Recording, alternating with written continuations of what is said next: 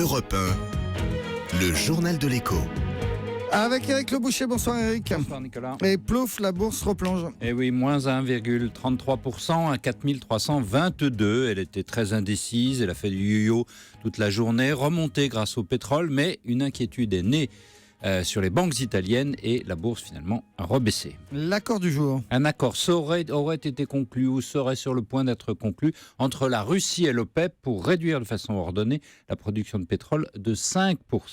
Alors on va vite savoir si cet accord est confirmé. Restons prudents, ça fait 18 mois maintenant que les deux pays discutent. En tout cas, l'information a provoqué un rebond du pétrole à $35 le baril. Le fait du jour, Eric Le Boucher. Par ici, la monnaie, à l'occasion de la visite du président iranien Hassan Rouhani à Paris, les deux pays veulent tisser des liens nouveaux avec beaucoup de contrats à la clé. Oui, alors depuis la révolution islamique en 1979, les relations entre Téhéran et Paris ont traversé beaucoup de crises. Les sanctions économiques ont été prises aussi à partir de 2006 pour bloquer le pétrole iranien. Bref, les portes sont fermées et les États-Unis veillaient d'ailleurs au grain, pénalisant les entreprises françaises qui s'étaient risquées à rester à Téhéran. L'accord de juillet sur le nucléaire fait revenir l'Iran dans le commerce mondial.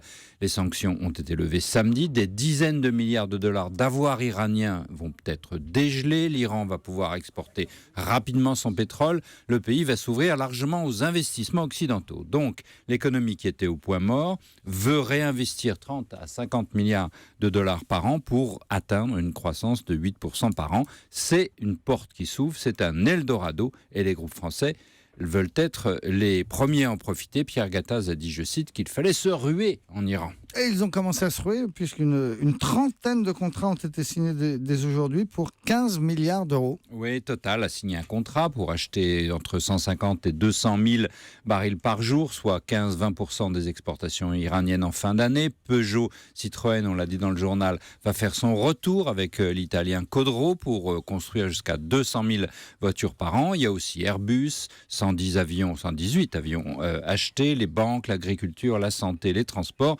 Une fournée en effet très importante. Alors l'Eldorado attire évidemment les Chinois, les Allemands, les Américains, tout le monde. L'euro faible aide à remporter les contrats. La France finalement pas si mal placée. Merci beaucoup, le journal de l'écho signé Eric Le Boucher.